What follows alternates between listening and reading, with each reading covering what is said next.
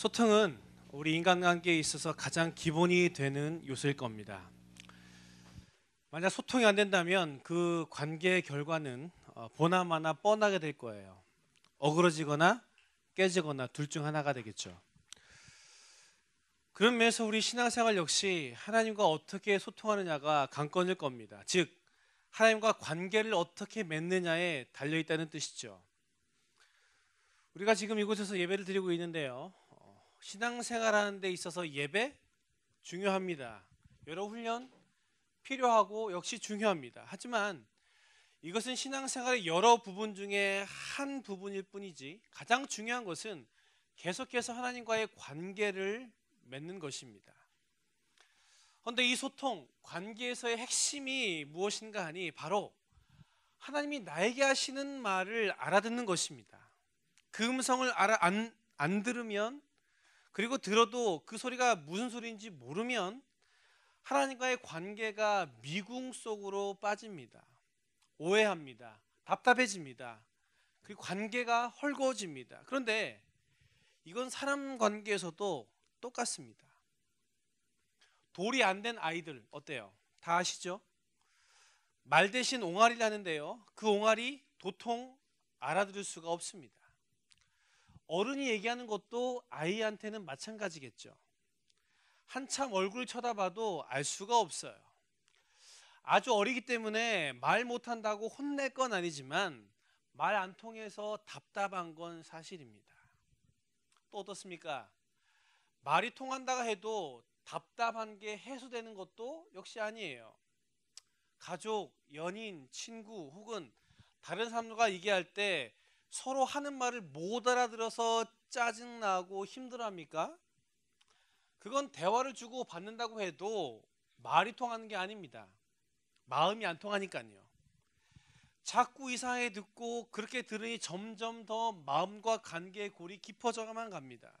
그러면서 답답해하죠. 그런데 웃긴 건 상대방도 똑같이 답답해한다는 사실입니다.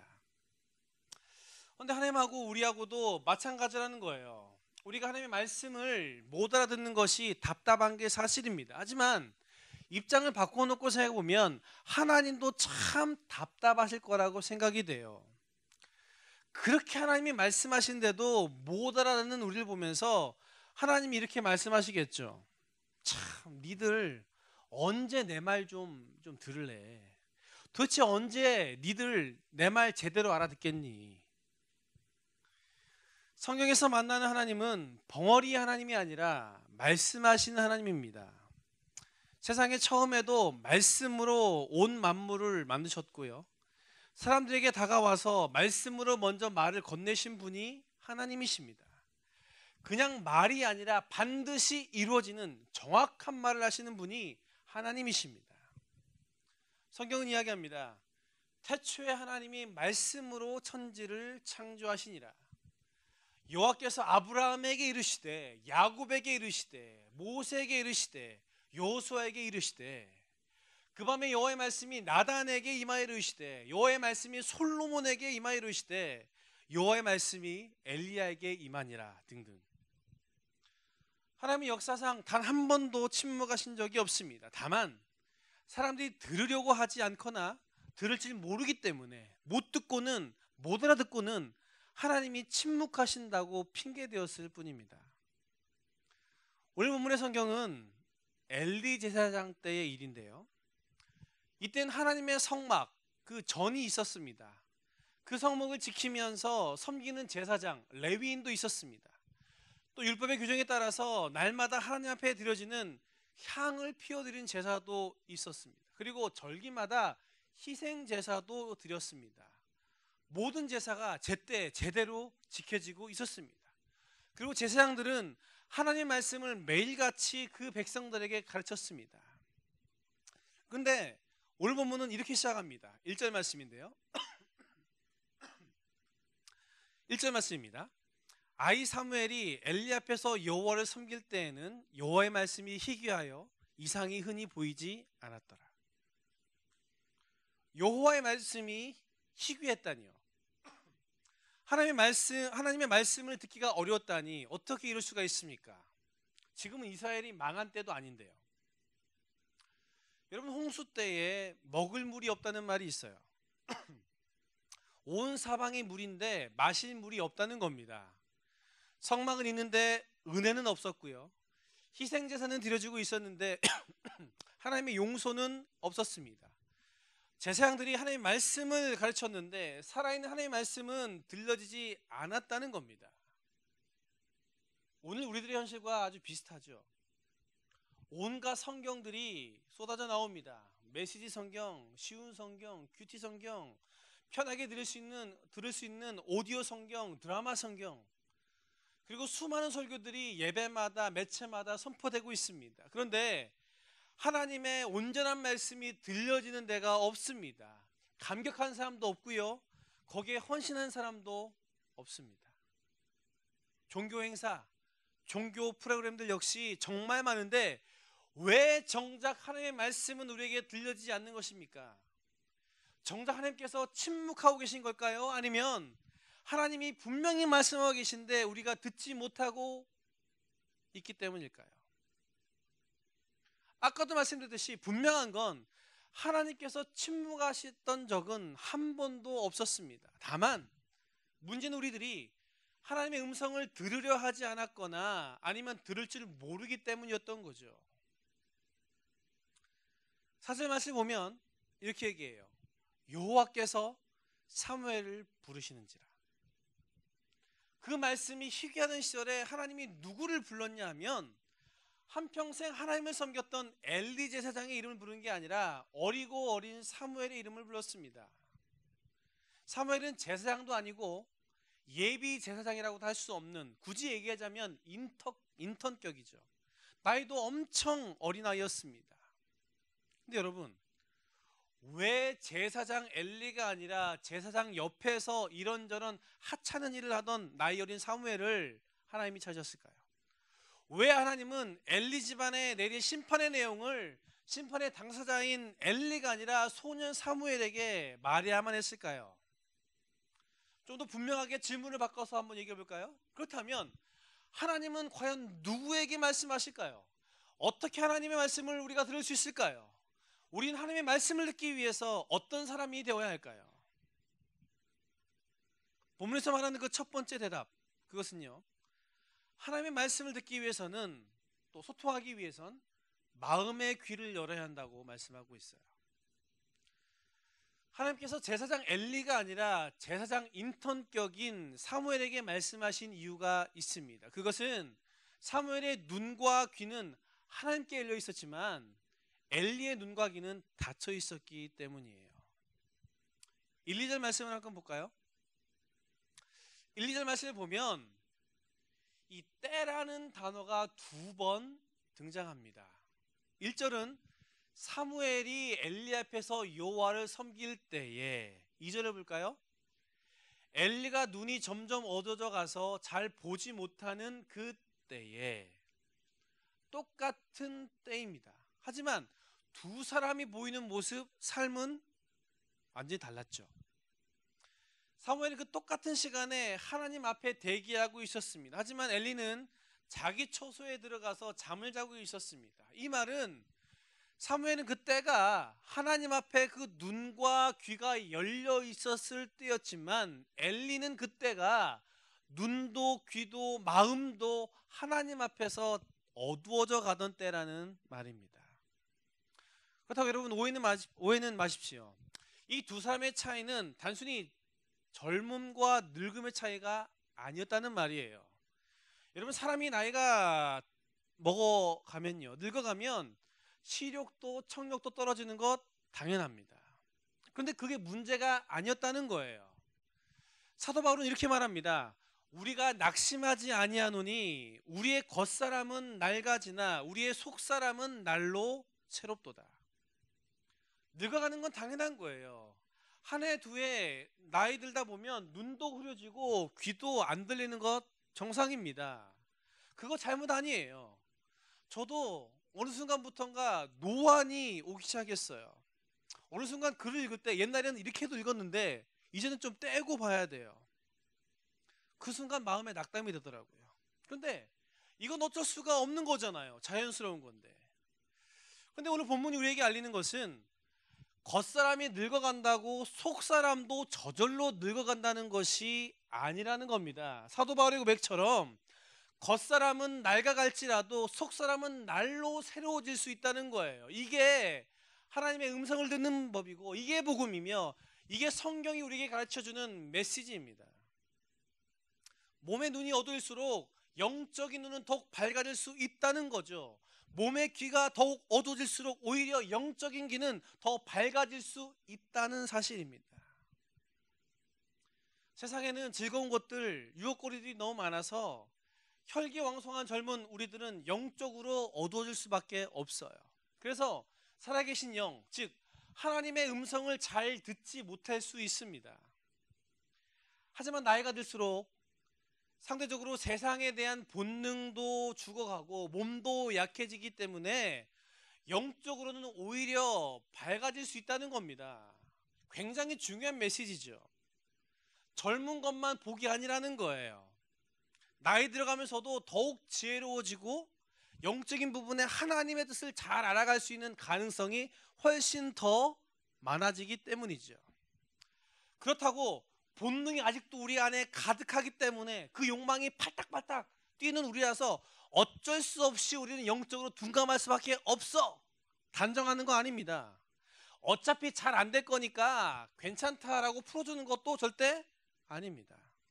반대로 그렇기 때문에 이 시기에 하나님을 가까이 한다면, 그 음성을 듣는다면, 계속 소통한다면 어떻게 된다는 거예요?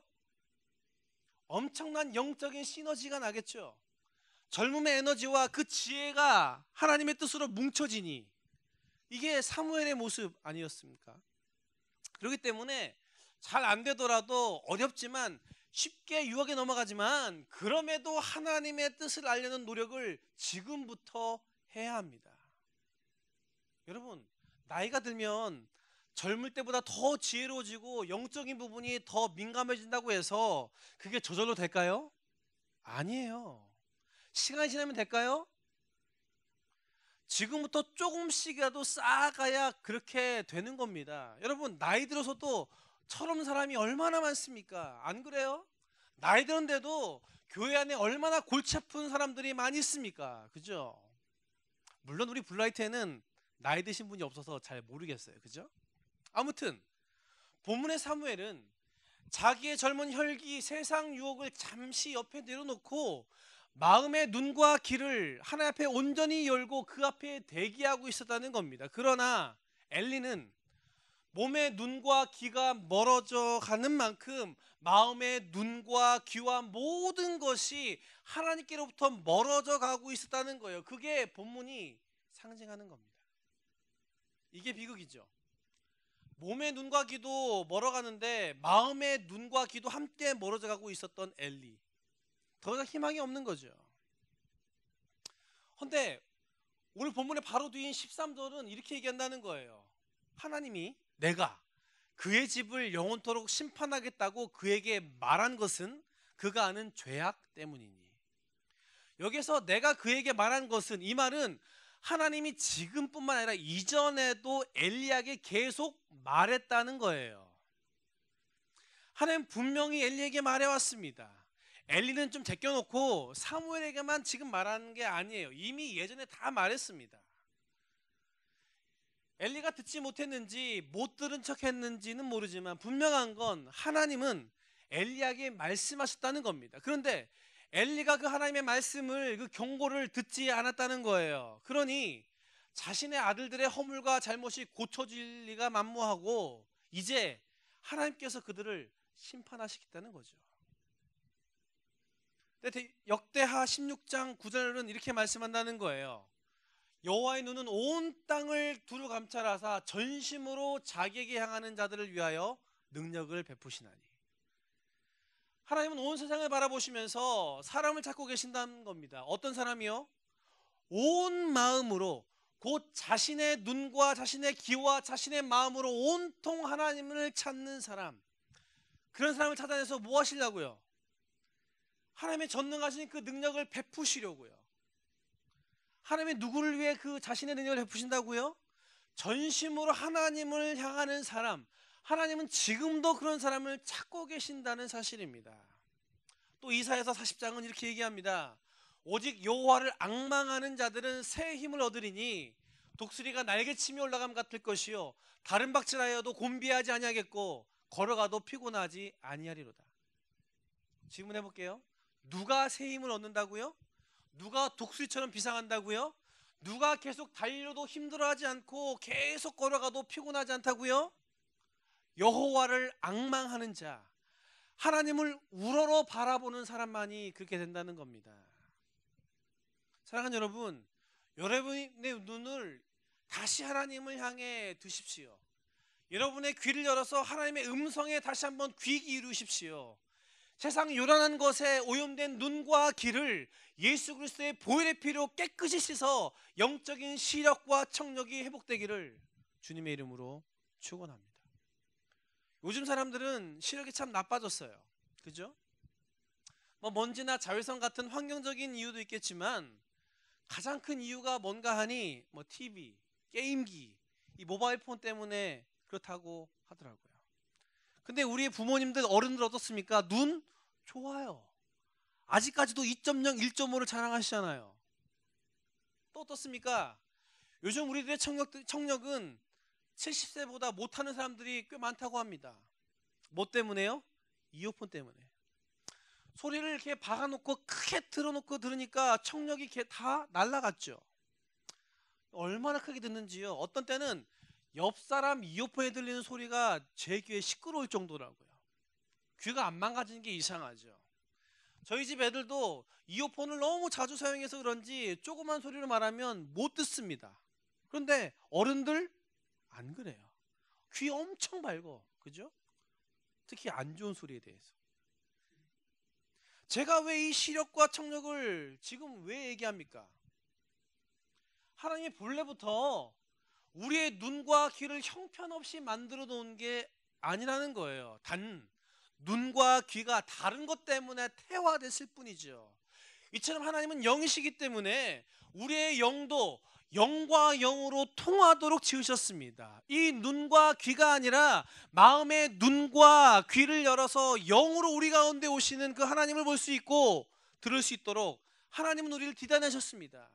소통하는 방법을 주셨어요. 열어줬습니다. 다만 우리가 이 영적인 감각을 잃어버렸을 뿐이죠.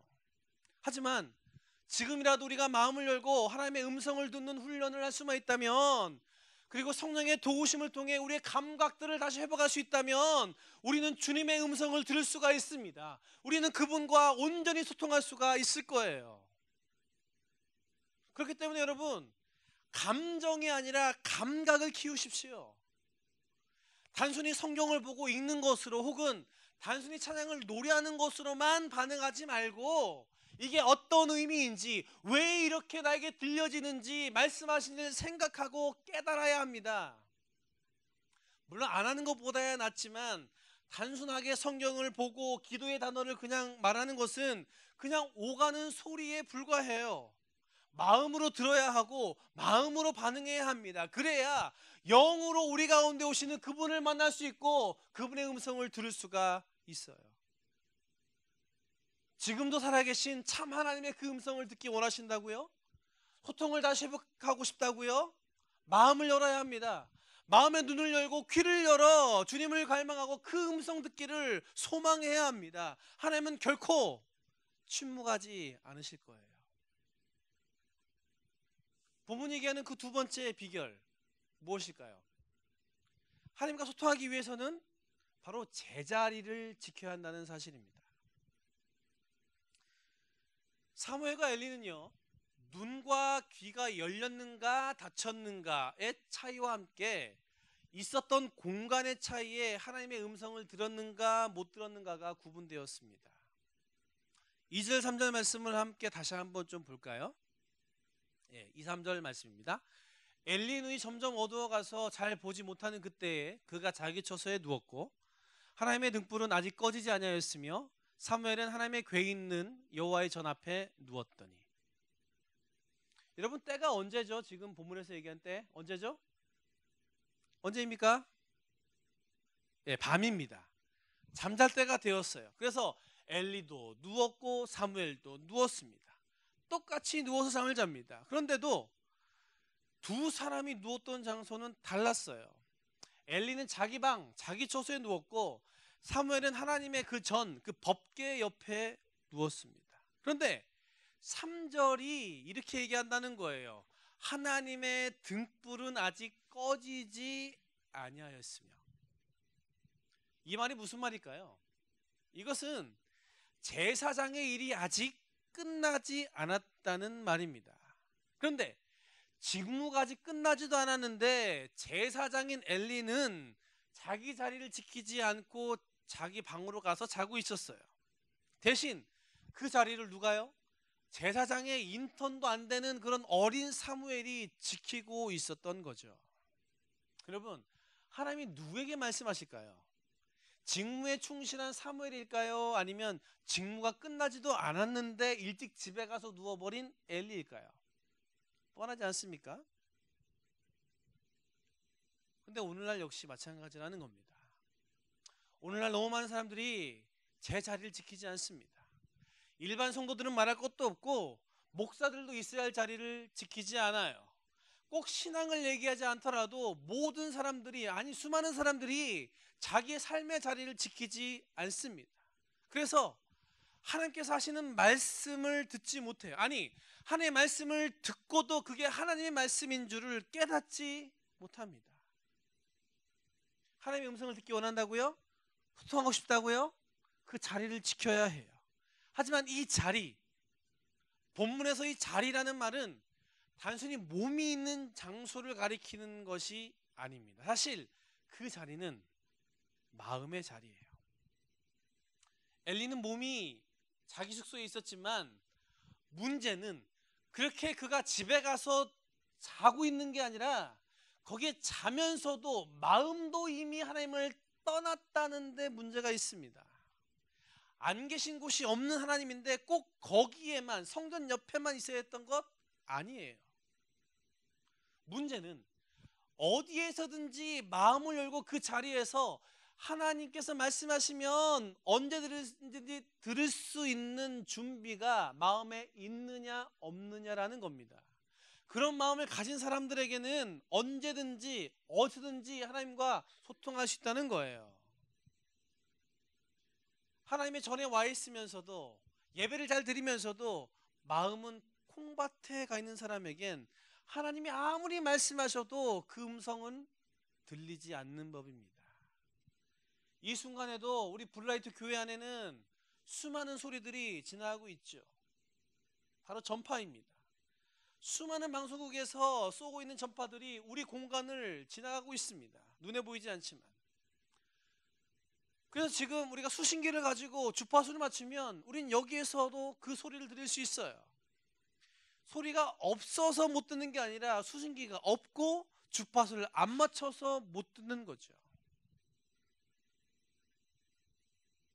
있는 자리에서 내 마음이 하나님의 음성을 들을 준비는 하지 않고 하나님의 마음은 저기 있는데 내 마음은 여기 있어서 주파수가 안 맞으니까 아무리 하나님 말씀하셔도 내게는 들려오지 않는 것이죠. 그리고 소통할 수도 없는 것이고요. 사랑하는 여러분, 여러분의 마음의 자리를 하나님 앞에 두기를 원합니다. 그리고 하나님의 마음을 알려고 노력하고 그 하나님의 마음을 여러분의 주파수를 맞추려고 노력해 보십시오. 하나님의 음성이 반드시 들릴 거예요. 어디든지 언제든지. 하나님의 침묵하시지 않기 때문에. 그런데 그 자리를 만드는 결정적인 비결이 뭔가 하니 바로 순종이라는 겁니다. 여러분, 엘리도요, 왕년에는 하나님의 말씀을 잘 들었던 사람이었을 거예요. 그래서 하나님의 음성이 들려올 때 어떻게 해야 하는지를 너무나 잘 알고 있었습니다. 그래서 10절을 보면 엘리는 하나님의 음성을 들었지만 자기가 부른 줄 알고 달려온 사무엘에게 이렇게 가르칩니다. 얘야, 다음에도 그 음성이 들리거든 이렇게 해라. 뭐라고요? 주여 말씀하시옵소서, 주의 종이 듣겠나이다. 여러분, 말씀하옵소서, 주의 종이 듣겠나이다. 이 말의 뜻이 뭡니까? 들어보고 좀 할 수 있으면 내가 하고요. 못할 것 같으면 안 하겠습니다. 이런 뜻입니까? 아니죠. 종이 뭐예요? 하고 안 하고를 내가 선택할 수 있는 사람이 아닙니다. 그러니 사무엘의 이 말은 저는 주인이신 하나님이 하라는 대로 따르는 사람일 뿐입니다. 그러니 말씀하십시오. 어떤 대가를 치르는지 제가 실행하겠습니다. 라는 이 뜻이죠. 그리고 나서 소년 사무엘은 엘리 제사장의 이 말을 듣고는 그 음성이 들 때 똑같이 그 말씀을 했습니다. 그런데 정작 사무엘에게 가르쳐준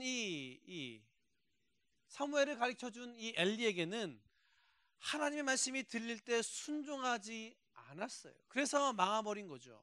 그 집안 자체가. 여러분, 아는 것이 중요하지 않습니다. 아는 것을 순종하고 실천하는 것이 중요합니다.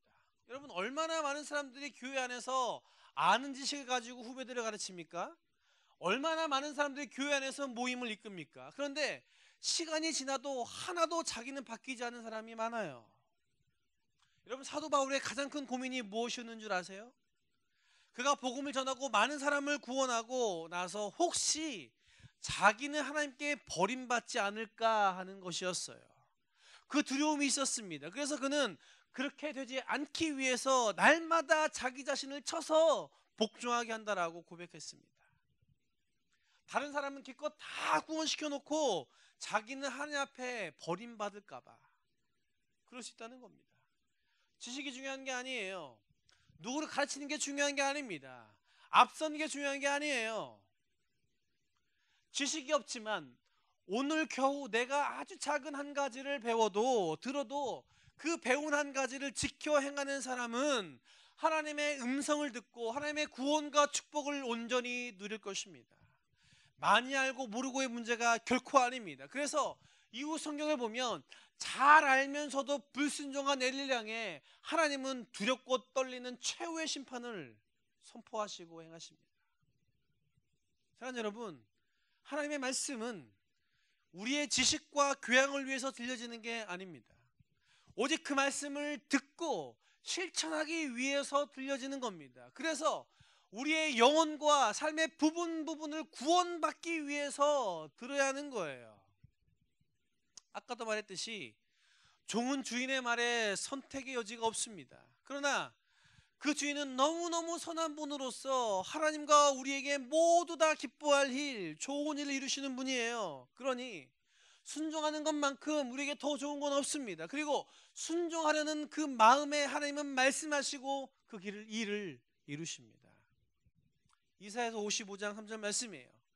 너희는 내게 귀 기울이고 내 앞에 나오라. 그리하면 너희의 영혼이 살리라.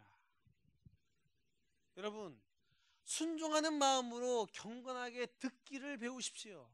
여러분의 영혼이 살 것입니다. 여러분의 믿음이 자랄 것입니다. 구원의 감격과 기쁨이 삶 속에 넘치게 될 것입니다. 이 은혜가 오늘 그 음성을 듣기 원하고 다시 한번 다짐하는 우리에게 넘쳐나게 될 줄 주님의 이름으로 축원합니다.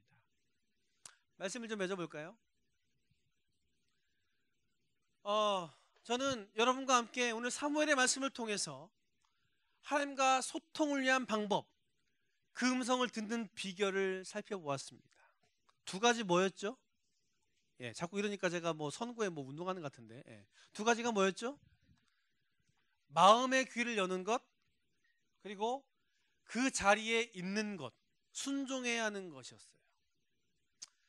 하나님은 엘리와 이 사무엘의 얘기를 통해서 우리와의 진정한 소통, 말씀하시기를 원하시며 이를 위해 두 가지를 가질 것을 말씀하셨어요. 그런데 우리가요, 우리의 신앙과 우리의 믿음을 위해서 또 우리에게 닥친 삶의 여러 부분을 위해서 이것이 필요하지만 그 외에 우리의 여러 생활을 위해서, 특히 다른 사람과 사회와의 소통을 위해서 반드시 그리고 꼭 이 부분이 먼저 되어야 한다는 사실이에요. 왜요? 하나님과의 소통, 그 음성은 우리 자신을 정확히 들여다볼 수 있는 거울이 되기 때문에 그렇습니다. 이 거울은 또한 나는 물론 다른 사람, 사회와의 소통, 관계에 대한 분명한 모습을 보게 할 것이기 때문에 그래요. 하나님의 말씀은 진리고 능력이니까요. 완전하니까요. 반면에 하나님 이외의 거울은 깨진 거울, 왜곡된 거울에 불과합니다. 그러니 근본적인 해결과 시도가 내 안에서 시작될 수가 없어요. 그런데 보다 더 중요한 사실은 이렇게 하나님을 듣고 하나님과 소통하는 것이 안 보이는 하나님에 대해서 한 만큼 보이는 사람들, 보이는 사회에 보다 더 실제적으로 실천할 힘을 갖게 하기 때문에 그렇습니다. 물론 보이지 않는 존재보다 보이는 사람에게 더 할 수 있는 것도 사실이죠. 그러나 보이는 존재에 대한 마음과 실천은 한계가 있어요. 보이는 정도에 따라 달라지기 때문입니다. 되는 대로 바뀌기 때문이에요. 해보기 어렵습니다. 하지만 보이지 않는 분, 특히 하나님에 대한 마음과 실천은 눈에 보이지 않기 때문에 할수록 마음에 근육이 생겨요. 끝없는 에너지가 생깁니다. 그래서 눈에 보이는 것을 뛰어넘어서 계속해서 소통하도록 만들 수 있어요. 그런 의미에서 5월을 맞이하면서 여러분 어떻습니까?